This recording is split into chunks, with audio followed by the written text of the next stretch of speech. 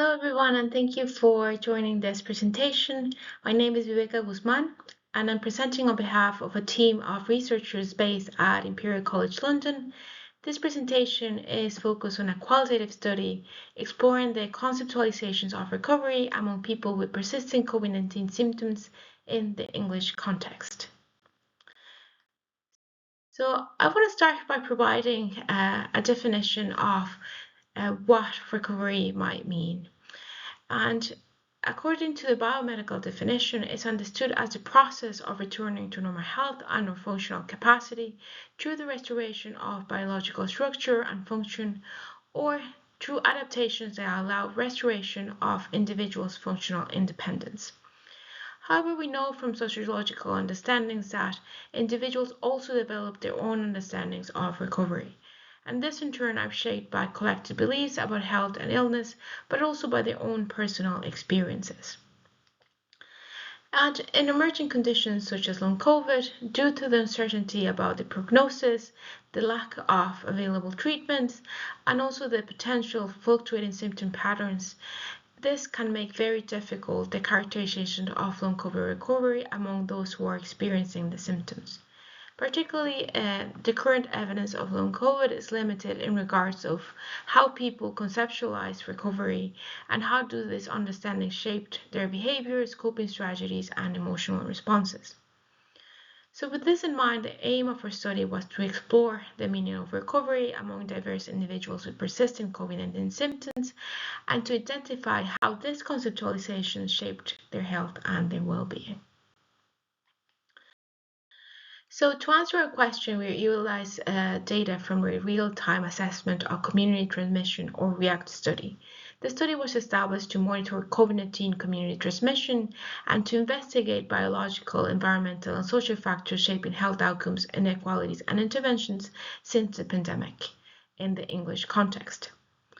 So the study has different components, and for this specific study, I'm focusing on data from the REACT Long COVID and the interview study. So the interviews were semi-structured. They followed a flexible interview guide that was focused on participants' experiences of the pandemic and their symptoms experiences, and also how they managed and coped with the persisting COVID-19 symptoms. Interviews were conducted online between January of 2022 and January of 2023, and the participants were chosen from the larger REACT cohort. They were chosen if they had persistent COVID-19 symptoms for 12 weeks or more, and if they had consented to be recontacted for further data collection. We were also interested in capturing diverse experiences according to age, gender, ethnicity, geographical region, and symptom severity, so we had a proportive selection till we reached 60 participants. In terms of the analysis, I followed a thematic analysis approach with an inductive lens, and I utilized in vivo to help me organize the data and track all my analytical decisions. In terms of the sample, the participants were aged between 19 and 80 years old, 23 identified as men, including one transgender man, and 37 as women. By work categories of ethnicity, 20 participants were white, 10 were black, 9 were Asian or mixed or other. Then in terms of their symptoms, most reported symptomatic COVID-19 in 2020, but we did have a few participants that reported it in late 2019 and a few reported in 2021 or 2022. Fatigue was the most common symptom reported by participants, and this was followed by breathing issues and cognitive symptoms, and then by loss of taste or smell, which was reported by 16 participants. In terms of the recovery trajectory, 7 participants identified as fully recovered and 53 participants identified as not fully recovered. Among these, a few of them had experienced the symptoms for less than 11 months, and then the majority had experienced the symptoms between 12 months or more than 2 years. So in terms of the thematic findings, we identified 3 main themes, and I'm going to go through each one of them in the following slides. So for theme one, which was about the uncertain trajectories, as I mentioned before, there were a minority of participants who identified as recovered. Very few of them kind of described the trajectory of their symptoms as worsening, and actually the majority of participants described some degree of improvement. One of the participants, for instance, said, I just gradually got better to the point where you realize you're better, but you hadn't noticed it happening. I suppose it just happening very, very gradually. However, the fluctuating nature of the symptoms made it hard sometimes for participants to kind of really grasp if they had recovered or was kind of still in the process. And a participant illustrated this by saying, I haven't got it permanently, but every now and again it is there and it's coming and going, coming and going.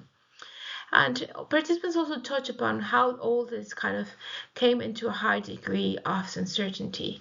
And one of the participants actually said, um, if I'm going to recover, it might be this year, next year, 2 years, 3 years down the line. I don't know. I don't think anybody really knows, do they? Then kind of for the second theme, then we cover kind of this multifaceted recovery conceptualizations. And we kind of described a spectrum that goes from those participants who describe recovery as a return to the pre-pandemic normal, all the way to those that consider the recovery as a completely new normal self.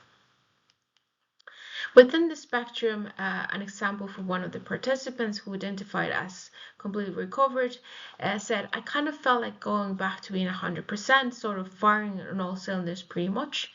Then an example from kind of those participants that are somewhere in the middle because maybe some of their symptoms have improved, but not all of them. And this example says, things are still changing for me. I haven't got one symptom that I can say has gone away completely. I have good days and I have bad days. And then kind of a couple of examples in the spectrum kind of tending to the new normal. So one of the participants says, recovery doesn't mean back to how it was. It means what your abilities are and what you are able to do. Recovery is that kind of level of acceptance. And then other participants touch upon kind of it being more of the management and also how kind of social connections came into it. And he said the pain days come into it for myself and for my wife. We realize it's symptom management now. So finally, moving kind of through the third theme that describes kind of the affective and the cognitive effects. And here we identify a few different stages that were not linear, and meaning that participants navigated through them, sometimes kind of jumping to one of them. And this included resisting, bargaining, and negotiation and acceptance. And these were kind of embedded also in a lot of emotional responses and kind of how the participants rationalize these emotional responses and experiences. And a couple of examples here talk about kind of the role of hope as well, and how kind of the pressure of different elements and emotions. So I'm going to read one of them from one participant who said, I was putting a lot of pressure on myself to get better, but therapy did make me look at, what if this is just the way you are forever? I still find that difficult to accept, but I'm trying to live with, okay. I'm trying to focus more on the day to day rather than on the future, but I'm trying to do as much as I can.